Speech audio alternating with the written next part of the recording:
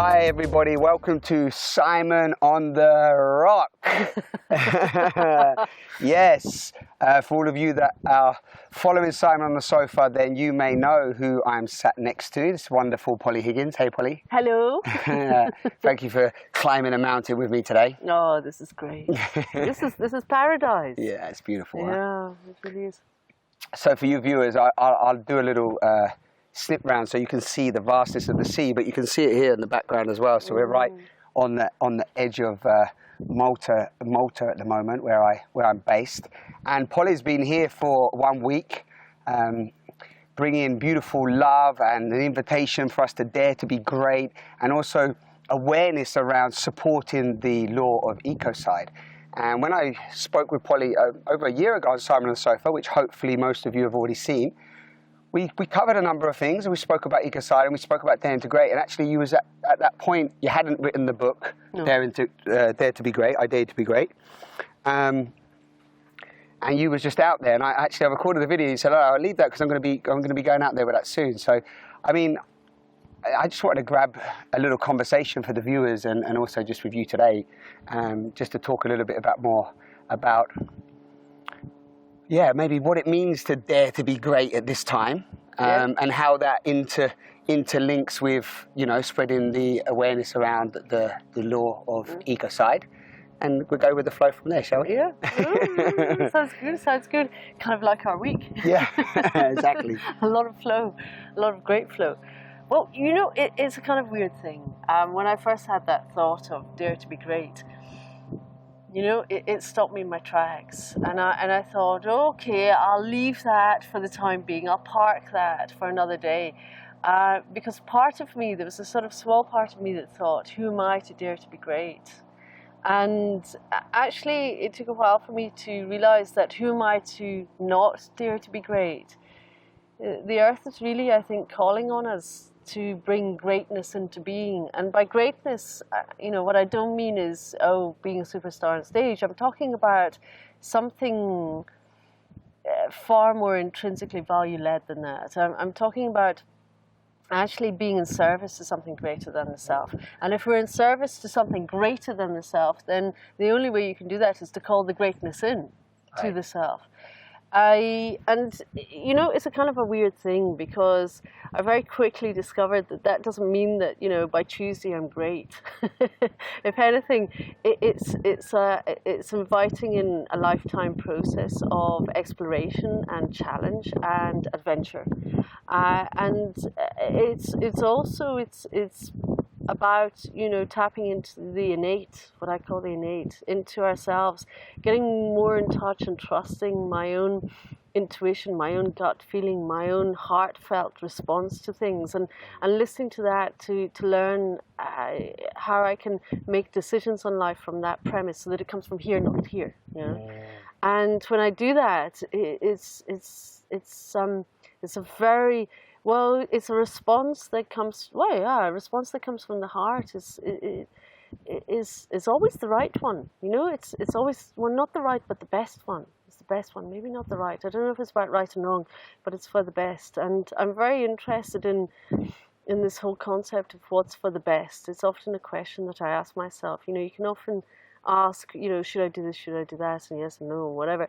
But actually asking what's for the best in the wider circumstances of what's out there can elicit quite a different response altogether. And then it's a choice. You know, this is the planet of choice, if you like. You know, it's up to us to choose, but at least then it's an informed choice as to where we choose to go in life. And that's really about taking charge of our own lives.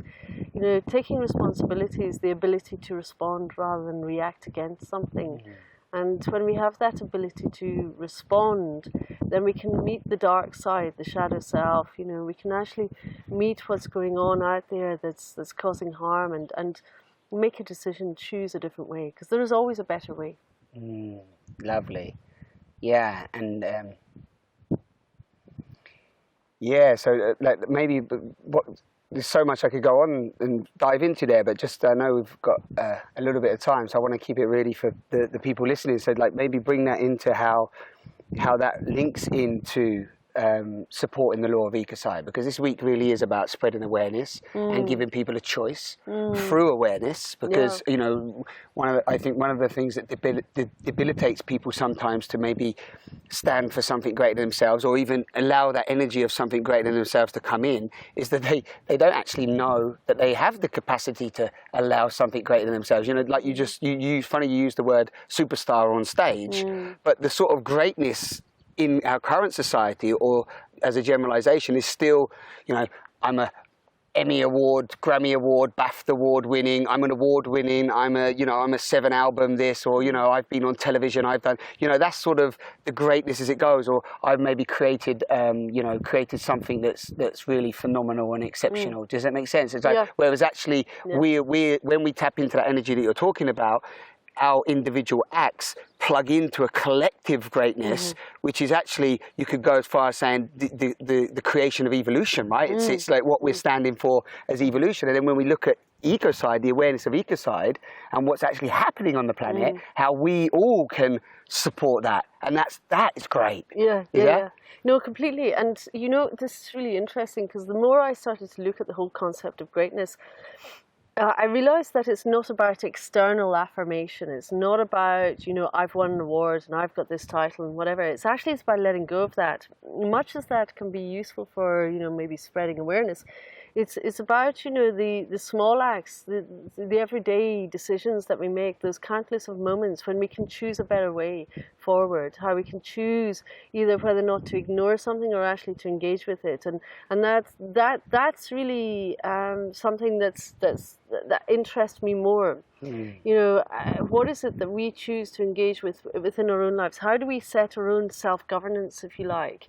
It's not just about the external governance. So Ecocide law is about external governance, yes, to destroy this beautiful earth. That is an ecocide. And choosing to say enough, no more, that's about actually how we set our boundaries in life as well. And we say, you know, it doesn't make sense to destroy the earth anymore. And we're going to say no, we're going to draw a line in the sand and say enough, no more, we don't go there. First, do no harm.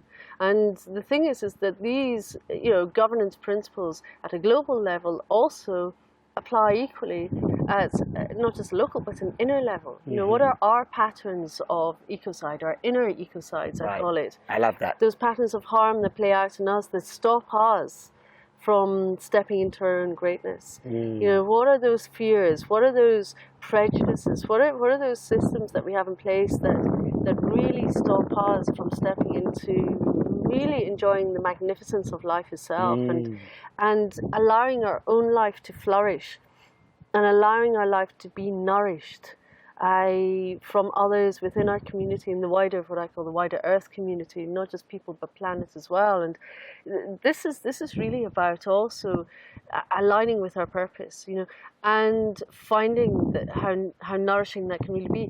Because when we're in that space, when we are aligned, it's beautiful, right? You know, and it's so satisfying, it's so nourishing, and not just for ourselves, but for those that are around us as well. Yeah, like it overflows. Yeah, absolutely. And you feel it as an individual. You just, like, you know, it's almost like all of those other doubts, fears, you know, anxieties, like you say, prejudices, and even as you were talking, the word conditioning was coming up again, about how, you know, we have so many sort of, you said respond or react, but look, we have so many sort of unconscious reactions to conditioned habits that are actually not ours, and limit us, you know, keep us locked in fear, or limit us from even the potential, you know, like you said, aligning to your purpose. But even, like, sometimes I speak to people, and many people that communicate to me and send messages and so on, often they don't, like, it's so unfamiliar what you're talking about, you know, that aligning to purpose, or the celebration of life, or seeing,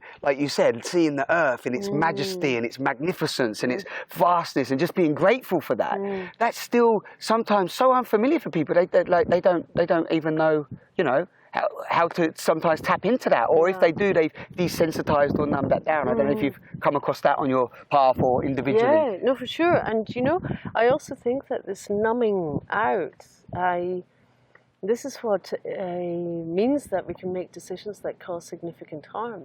Right. So there's something going on here. This is really about how the more we disconnect from our heart, the easier it becomes to make decisions at a very high level. You know, the CEOs of corporations, ministers of state, that can actually put in place policies, laws, decisions, processes that really are going to cause long-term significant adverse consequences, not just in the here and now, but into future generations, and not be concerned about that.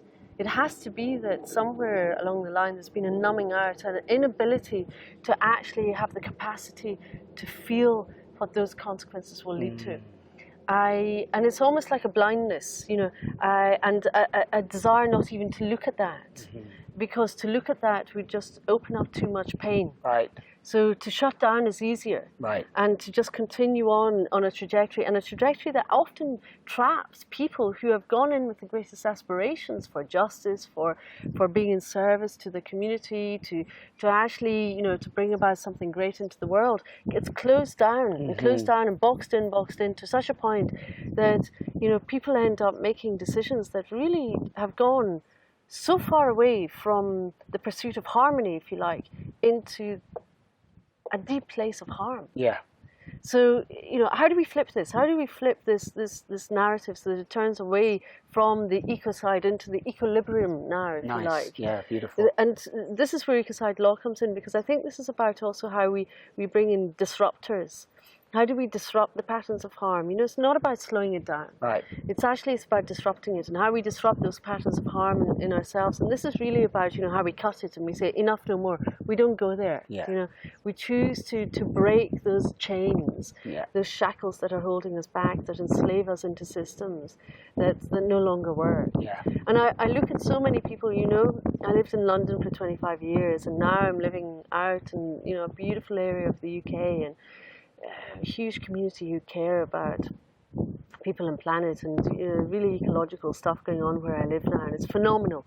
And, you know, I step back in and I see these people, you know, they're going in and out of the underground, coming out, and they're going into these offices and big sky-rise, you know, high-rise buildings in the city of London, and nobody looks happy. Yeah. You know, and they're just kind of marching in suits, and everyone's boxed in. And robotic almost. Yeah.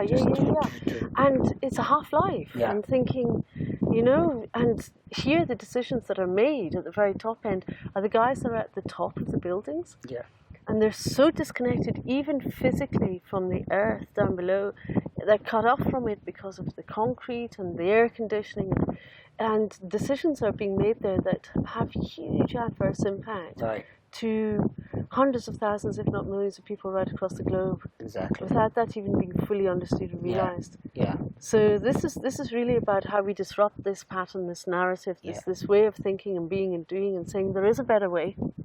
But it does actually require us to be accountable and take responsibility. Yeah. Responsibility, I love that as well. It's like this idea of a lot of people have started to talk about what does it mean to be sovereign, you know, and taking responsibility. And I think back 10, 15 years ago when I started to make some changes myself, and it's like I have to take responsibility of my life, responsibility of my actions, responsibility of my words, responsibility of my thoughts even, you know. If thoughts are creating reality, you know, if they're really creating reality, then, you know, I need to be checking in with what thoughts I'm giving life to, because they're whisking by, and to some extent, something's choosing them, right? Yeah. I'm choosing to say to you, hey, Polly, let's climb a rock, let's climb the rock, and because you say, look at that rock, and I say, hey, Polly, I chose to say, hey, let's go up there, and you're like, okay, then why not? Yeah. You know, it's like, so, you know, it's like really claiming back ourselves as the grand creators or even grand creators or grand contributors to this magnificent spectacle. And, you know, I think just one thing I want to share with the people watching, because, you know, I do these Simon on the Sofas for you all out there as well. And I've been spending some beautiful quality time with Polly. Is I just think that a few times I've sort of said, eradicating ecocide, you know, let's get rid of ecocide, you know, and Polly's, you know, beautifully just said, hey, you know, it's not about the conflict of ecocide. And I'd love you just to use your words and just talking a little bit about that in terms of, like, you know, we're supporting the birth of a law that can serve us all. Yeah, it's not about going, that should end, and then create more conflict, you know, more resistance, and then more closure. Yeah. So. Yeah. Yeah, well, this is all about the power of language, and it's a conversation of a different kind, where really what we're doing here is calling in the support of law to support those decision makers so that the decisions are made from a fundamental premise of first do no harm. At the moment, law is not supporting us in that way. In fact, a lot of law is just a tool at the end of the day. It can be used as a greater force for good or as a force for huge harm. And a lot of law now is no longer fit for purpose. So this is about actually flipping that narrative and saying, okay, so what are the laws that are required to be put in place that put the health and well-being of people and planet first? And how we use a different narrative. We put in place a legal duty of care. Care comes from the heart, it doesn't come from the head. And it's a legal term, a legal duty of care. But it's also about trusteeship and guardianship, stewardship of our lands, not ownership, not control.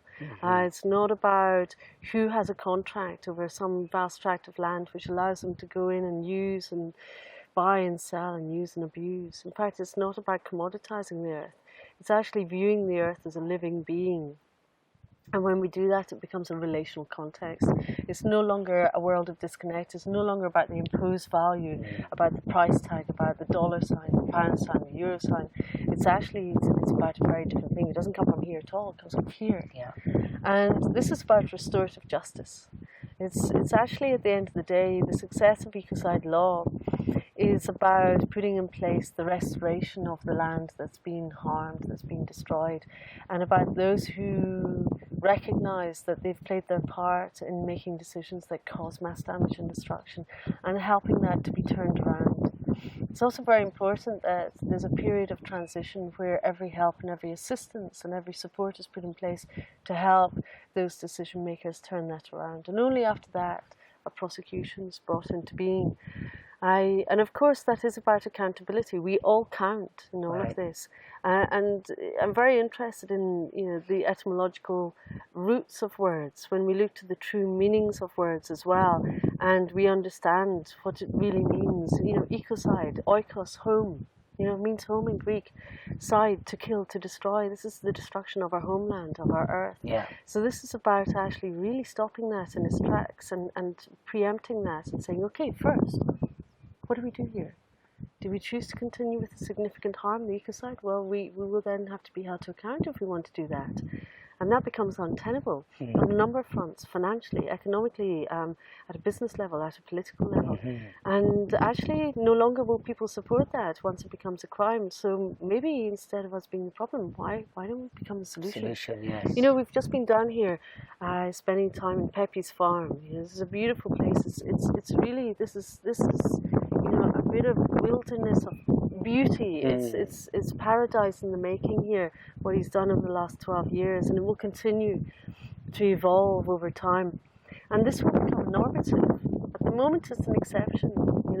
This is really setting a precedent of what's possible for many, many other people right across, not just here in Malta, but right across the world. And there are other people doing this in other little patches across the world. So this is about how we flip our normatives, how we disrupt the pattern. And a law of ecocide is a huge disruptor. Yeah. And of course, when we disrupt something, we open up a space for something better to emerge. Should we take that possibility, that potential? We enter into the realm of potentiality. You can disrupt something, but actually what we do is we put back in place something same again, and which happens over and over. Right? There's cycles that have gone on for so long. Yeah. But once you disrupt it, then it will never happen again. We close the door to it. We open up the door, and if it's done with conscious intent to put something better in place, then magic can really happen there, and it does. Lovely. So, just lovely, and lovely hearing you break it down. And again, I think there's a power in, like you said, the meaning of words. Yeah. And I suppose, we've been speaking for a few days now, so we could speak for hours if we wanted to.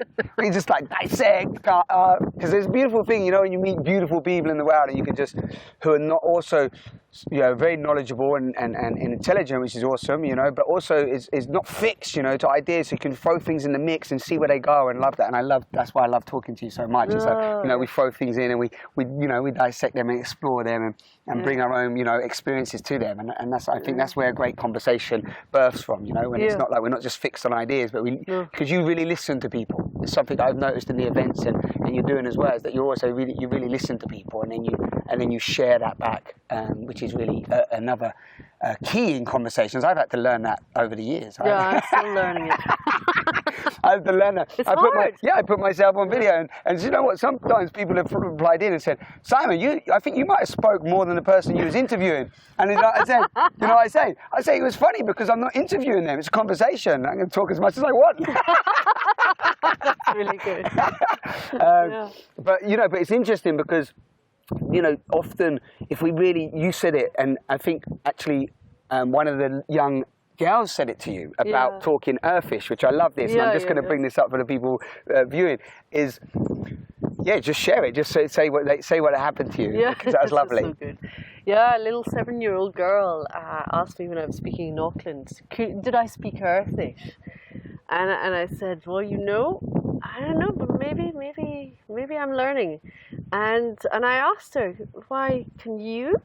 And she said, yeah, of course I can. And she pointed to her friends and said, so can all of them. And they all nodded and they were absolutely serious. And I went, oh, okay. How do you do that? She said, it's really easy. You just listen to the earth and ask a question and the earth gives you the answer. Amazing. And she's right. Right. She's absolutely right. Yeah. Go sit under a tree and try it. Yeah. It does happen. Ask a question. Wait and see what comes back out of it. And there often is your answer. Yeah, listening. Yeah. And if we point to even meditation, what's meditation? Meditation's focusing on breath and then enabling all the senses to heighten, and then you start to listen more. You start to listen more, see more, open more. So it's just even in this quietness, connecting with the land. Why did everybody say often, when I went into even people that are stressed, deeply stressed, almost depressed, sometimes they take them into nature and just put them in the greenery and the sense of nature, and it just calms and it helps anxiety and everything. So often when we reconnect to nature, reconnect to ourselves, we wouldn't cause so much harm anyway. No. Yeah? It's not possible, is it? No, it just doesn't make sense. Yeah, it doesn't make sense. Absolutely. Wonderful. Yeah. Wonderful. Wow, this has been an amazing trip. Yeah. This is just phenomenal.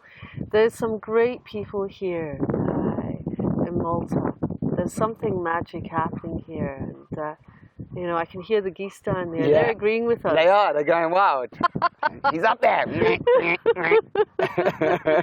No, it's true, and I've met some beautiful people on this island, and it's lovely to bring you here to meet them and share as well. So thank you for coming. And thank you. Just for everybody watching, if you go on to eradicatingecocide.com, it's like an information portal there. You can look up some other information and find out what it's all about.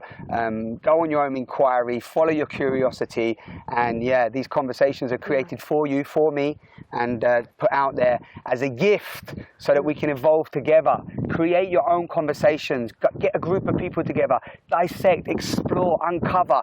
Get out there. Share your message to the world. Dare to be great and live your wildest dream. Wow, we're alive, goddammit. And we're on a rock in the sea. And we breathe.